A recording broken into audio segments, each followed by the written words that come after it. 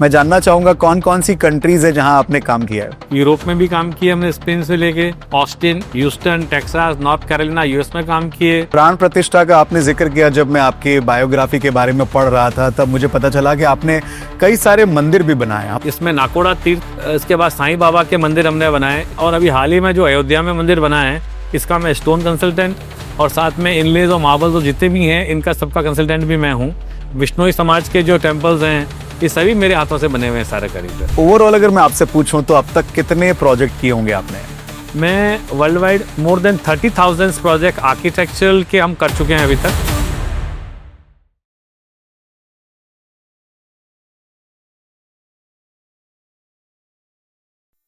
जब कभी भी हम अपने घरों को देखते हैं या फिर किसी खूबसूरत इमारत को देखते हैं तो हमारे जहन में भी एक सवाल आता है कि इस खूबसूरत इमारत को, इस बिल्डिंग को, इस इंफ्रास्ट्रक्चर को जिसने बनाया है वो कितने कमाल माइंड्स होंगे।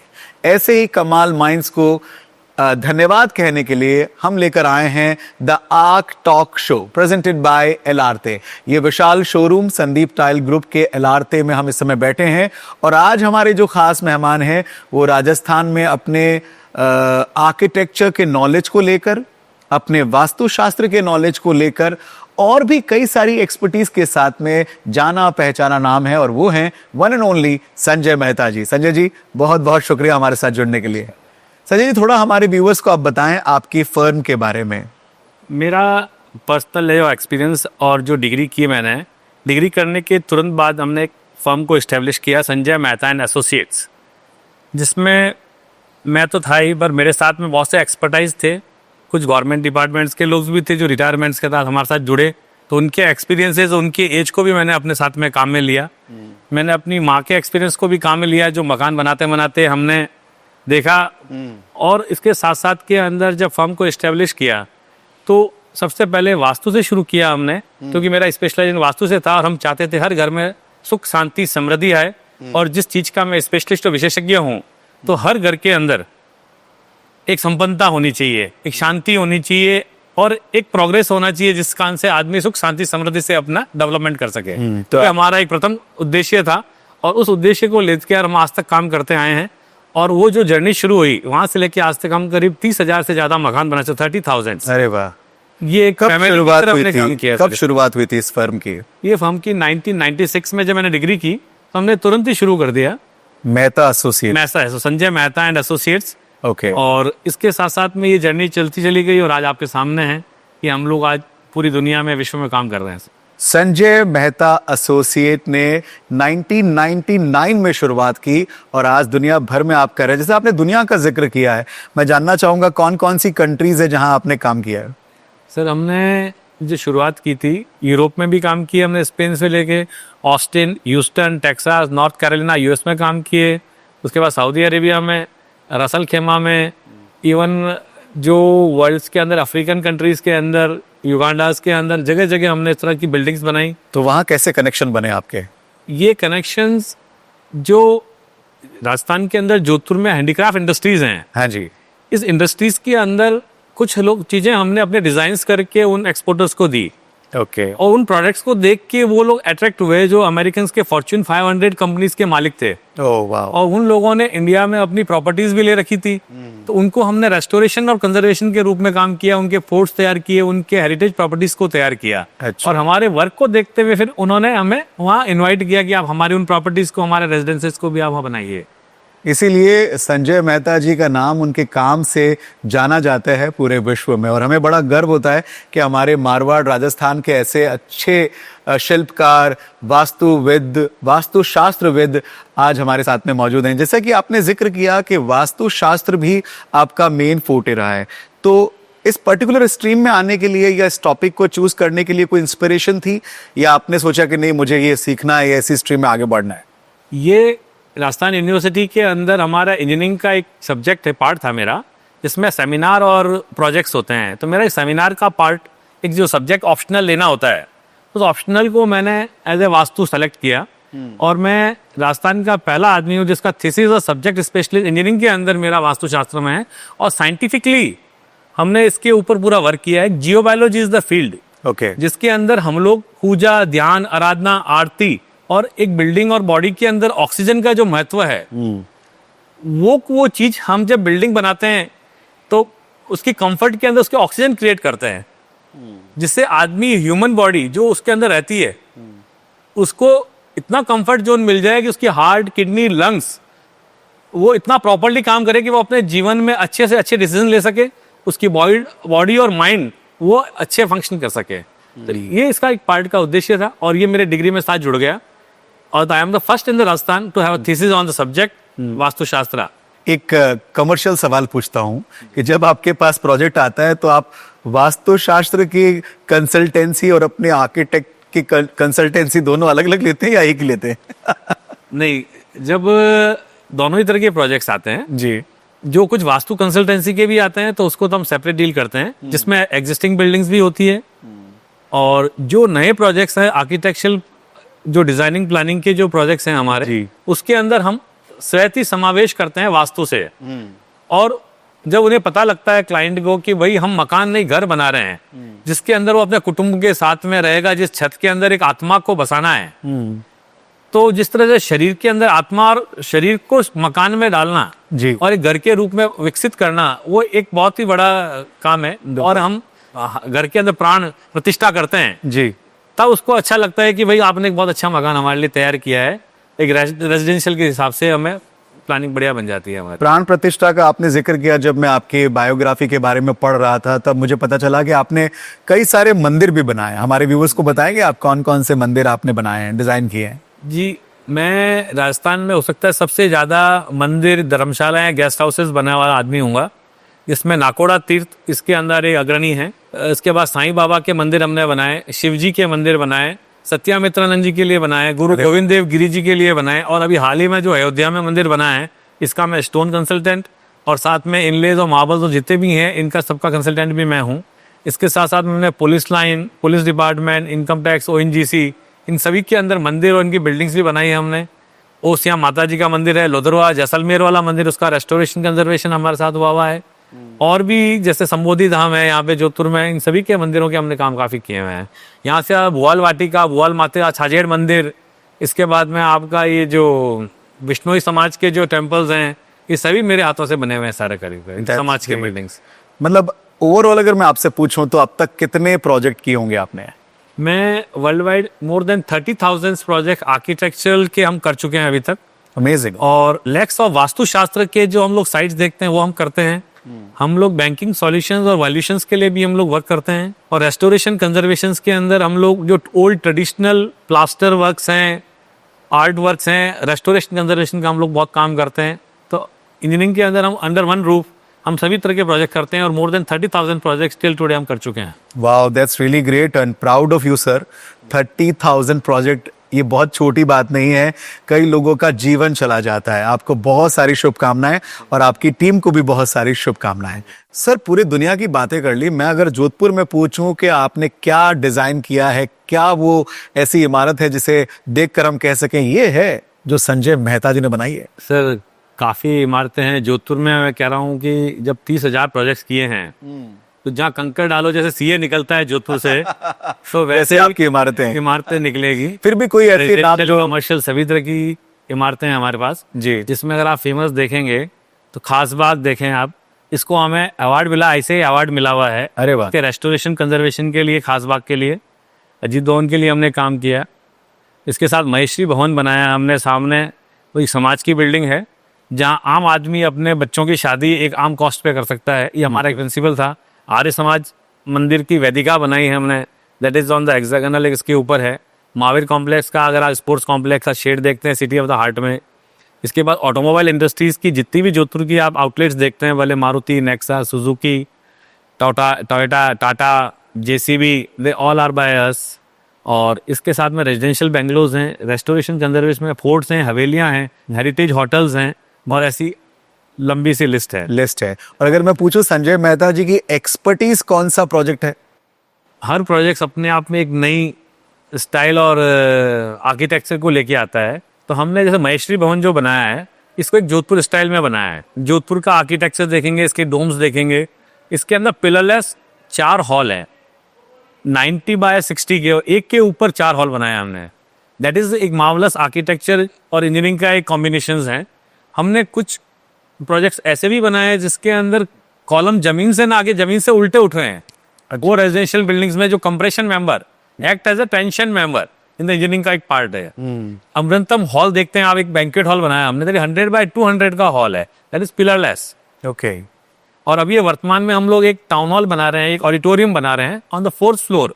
That is all steel structures and the unique architectural feature जो आने वाले समय जोधपुर के लिए एक नई सौगात होगी। वाह, दैट्स रियली ग्रेट। बात करें टाइल्स की, तो आज हम एक नॉर्थ इंडिया के सबसे बड़े टाइल स्टूडियो में बैठे हैं, एलआरते बाय संदीप टाइल्स। मैं आपसे जानना चाहूंगा टाइल्स को लेकर जो एक ट्रांसफॉर्मेशन आया है, आप यहाँ पे भी देख सकते हैं कितने कमाल के डिजाइन हैं, साइज टाइल के बढ़ गए हैं, इस रेवोल्यूशन के बारे में आपका क्या कहना है? ये रिवोल्यूशन अगर आज की पीढ़ी के लिए देखें, जनरेशन्स में देखें, तो उन्हें तो ऐसा लगता है टाइल्स बहुत बड़ी है, पर हमारे यदि स्वप्न के बराबर है। एक ख्वाब, एक स्वप्न है।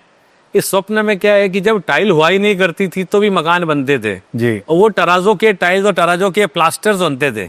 एक सीमेंट की फर्श बनती थी जो लाल पीले नीले कलर करके हम बनाते थे, और उन्हीं को हम रेस्टोरेशन कंजर्वेशन में भी काम लेते हैं।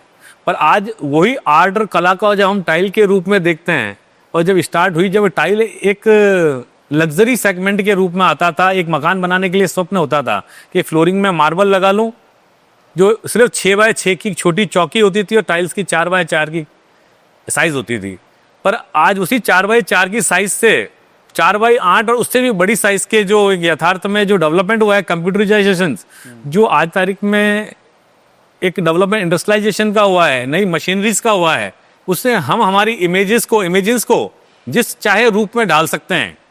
इमेजिनेशंस को जो चाहे हम बनवा सकते हैं, जो डिजाइन्स चाहे हम उसको प्रोक्योर कर सकते हैं, और वो एक बहुत ही सरल और सहजता से एक डेवलपमेंट हुआ है। और आज इस टाइल के जो शोरूम में मैं देख रहा हूँ, इन्हीं टाइल के शोरूम्स का जो पीरियड चला है हमारे साथ में, जो लास्ट 20-25 साल से इनका जो पीरियड साथ में चला है, जिसके अंदर इन्होंने भी अपनी टाइल की शुरुआत एक बहुत छोटे लेवल से की थी, पर कंसिस्टेंट और एक पर्टिकुलर एक फैमिली की तरह, और आप एक परिवार से जुड़े हुए ईमानदारी और व्यापार की दृष्टिकोण से चलते हुए आए हैं।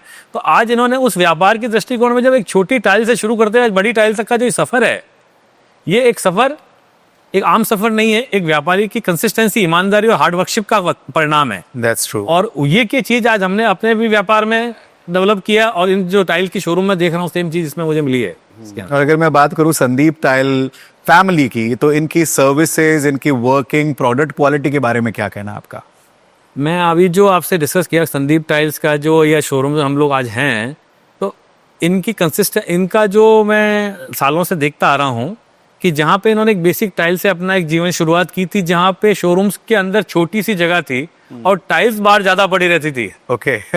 आप सोचिएगा, छोटी दुकान और tiles all around the shops बाहर पड़ी रहती थी। ऐसा लगता था कि आप घंटाघर में कपड़ा मार्केट में घूम रहे हैं जी, टाइल की तरह। इस तरह से आप खुली पड़ी टाइल्स बाजार में, और वहां से यहाँ तक जो हमारे एक शोरूम का जो बड़ा सफर है एक लग्जरी सेगमेंट तक का, भले टाइल बदली, टाइल का सेगमेंट बदला, टाइल का साइज बदला, पर इनका व्यापार और व्यवहार आज भी वैसा ही है।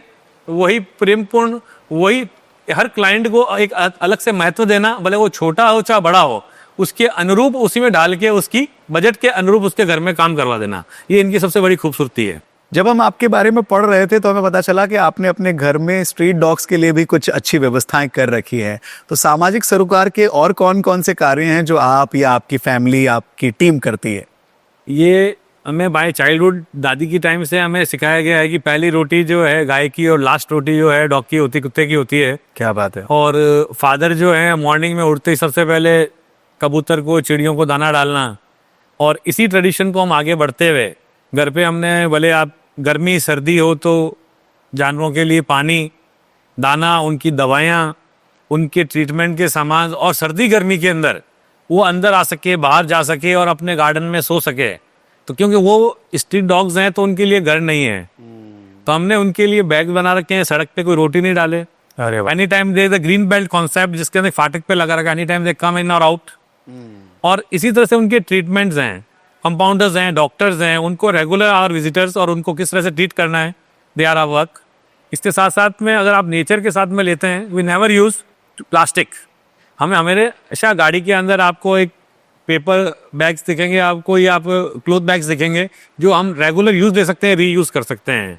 हमें जो हमारे जो देश का एक नेशन है कि भाई आपके यहाँ प्रधानमंत्री जी ने बोला कि कचरा नहीं होना चाहिए, the streets must be free from the dirt, और उनको भी हम लोग कचरे को मैनेजमेंट भी एक प्रॉपर घर में करते हुए आ रहे हैं, जिससे उसको रिसाइकलिंग करना, प्रोसेसिंग करना, वो हम लोग काम कर रहे हैं इसके साथ में।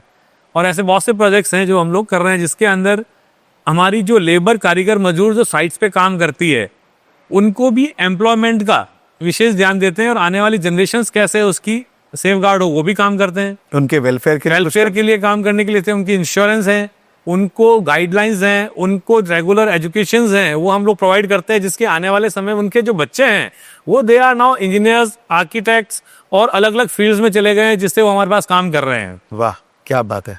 और बहुत सी ऐसी चीजें हम एम्पावरमेंट ऑफ द लेबर करते हैं, मतलब उसको सक्षम बनाते हैं, रोजगार देते हैं, एम्प्लॉयमेंट देते हैं, ना कि डोनेशन देते हैं। तो वो सबसे बड़ा है कि आप उसको सक्षम बनाते हैं, अपने पैरों पे खड़ा कर लें।